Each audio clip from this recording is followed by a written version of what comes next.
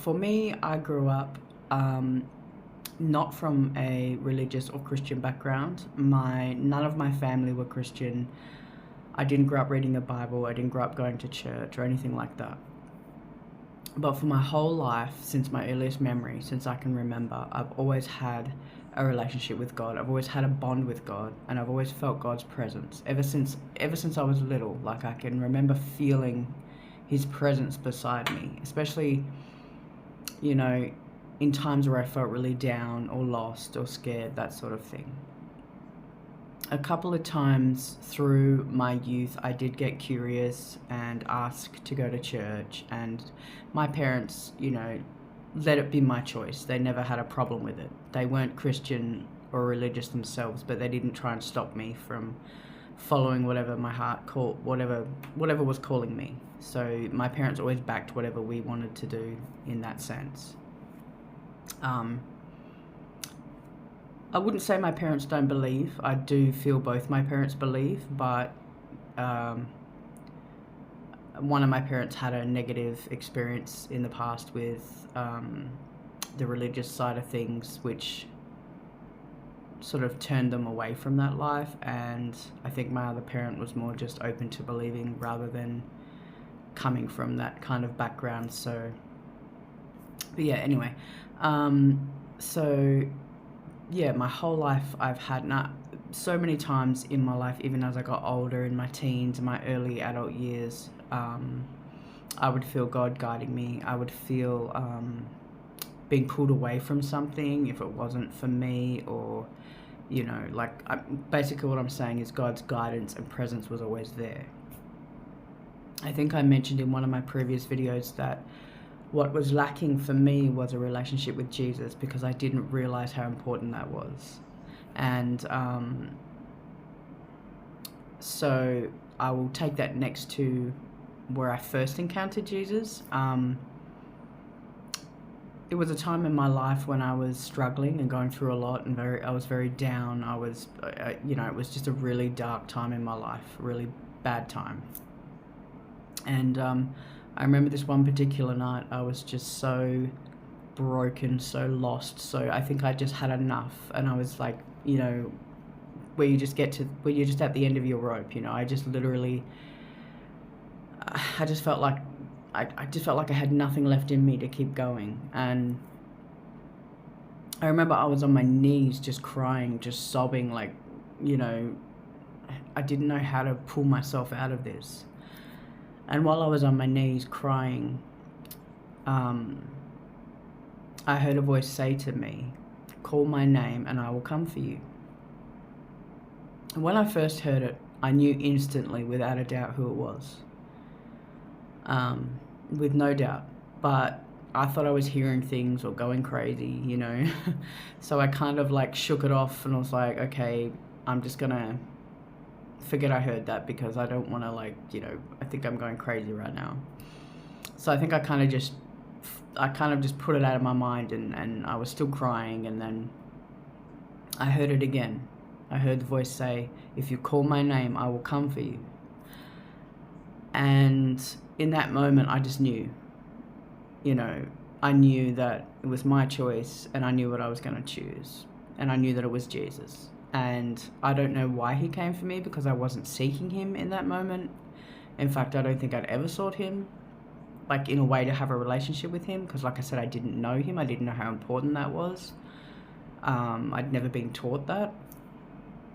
But in that moment when he told me to call for him and he would come for me in my time of darkness or need, I felt and knew without a doubt that it was him. And I knew who to call for, and I cried out his name. And the instant that I cried out his name, I stopped crying, and the room just filled with this warmth and this light, this love, and it just washed over me. And I knew that was the presence of Jesus. I knew that he was there for me. He'd come for me, That stands out as my first real encounter with Jesus. But even so, I still didn't lead to the initial point of me becoming a Christian. that came later down the track. And again, it was another time in my life where it was probably the worst, the worst time in my life, where I'd gone through a lot of things that had just brought me down. I had lost a lot, you know, and I was in a place where I pretty much just lost everything, and I didn't know where I was going in life, and I was having health problems.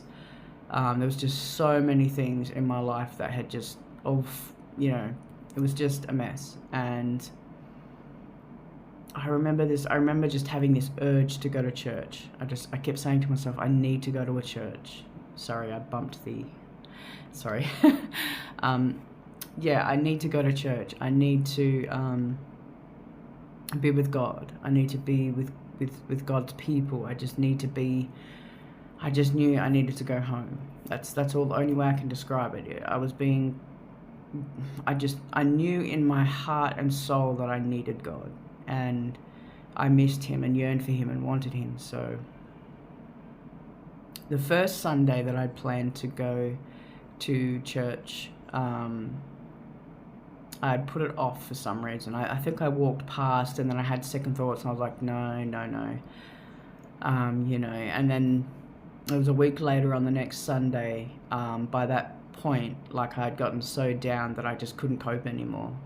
And I literally I just found the closest local church, and I walked in, and I was an absolute mess.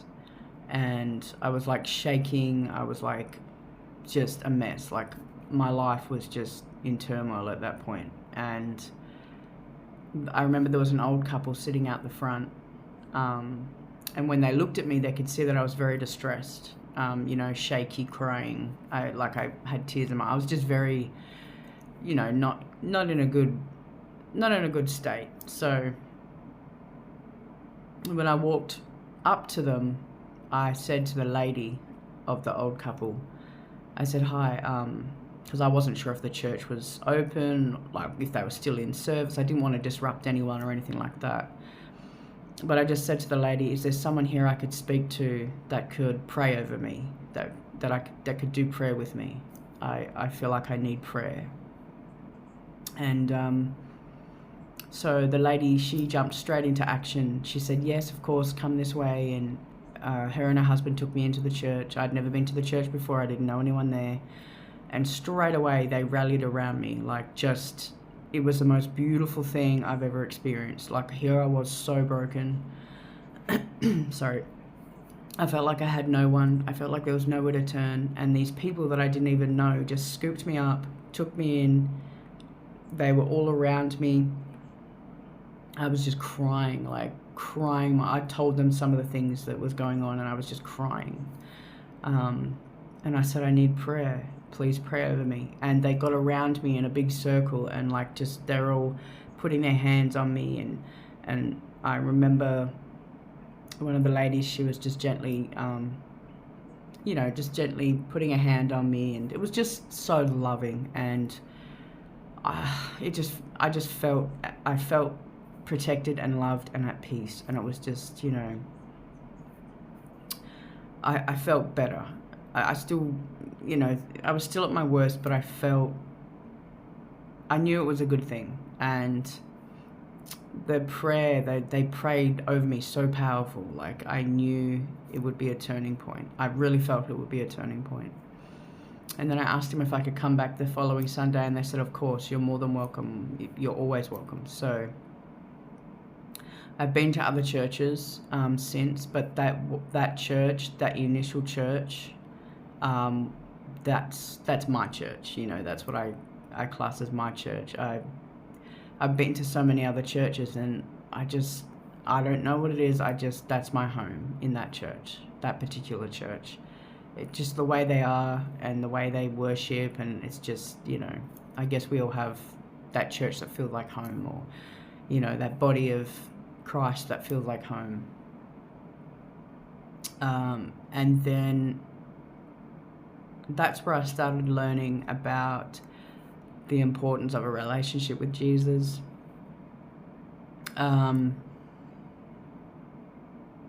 So yeah, I was opening up to that, but I still, you know, It was all still new to me. But then the people at the church started inviting me around for dinners, and they would lay out this whole table full of food, and it made me think of like the Last Supper, or like where Jesus would get around with everyone and they'd all sit at the table and they'd eat and they'd drink and be merry. That's the saying that was said to me in that time.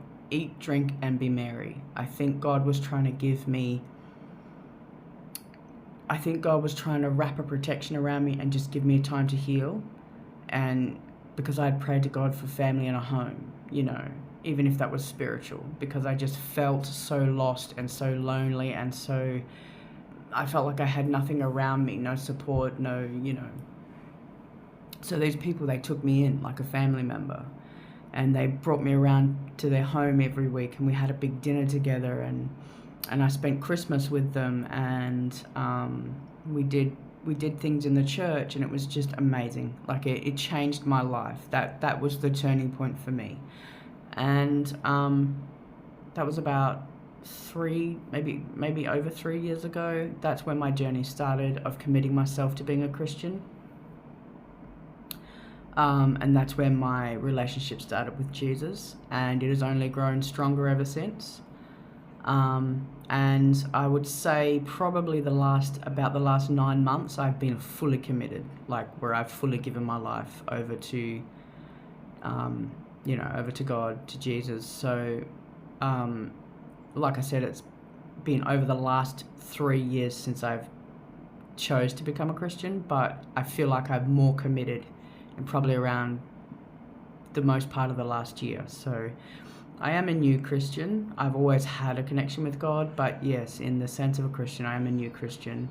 I like to call myself a newborn baby Christian, because I'm still learning, growing. It's all very new to me. I do find it can be quite a struggle. There are days when I really, really struggle, and then, there are days when, you just know why it's worth it. Well, every day is worth it, but yeah, I do struggle. I'm sure everyone does. So yeah. But I just wanted to share my testimony. It may not be the most exciting, testimony in the world, but it's my testimony, and it's very important to me. And so I just thought I'd share that. I also wanted to read a part from the Bible, which was just a part that had spoken to me recently. So I thought that I would read it just to end the video. So I'm going to read Psalm 6. Lord, do not rebuke me in your anger, or discipline me in your wrath. Have mercy on me, Lord, for I am faint. Heal me, Lord, for my bones are in agony. My soul is in deep anguish. How long, Lord, how long? Turn, Lord, and deliver me. Save me because of your unfailing love. Among the dead no one proclaims your name. Who praises you from his grave? Who praises you from his grave? I am worn out from groaning.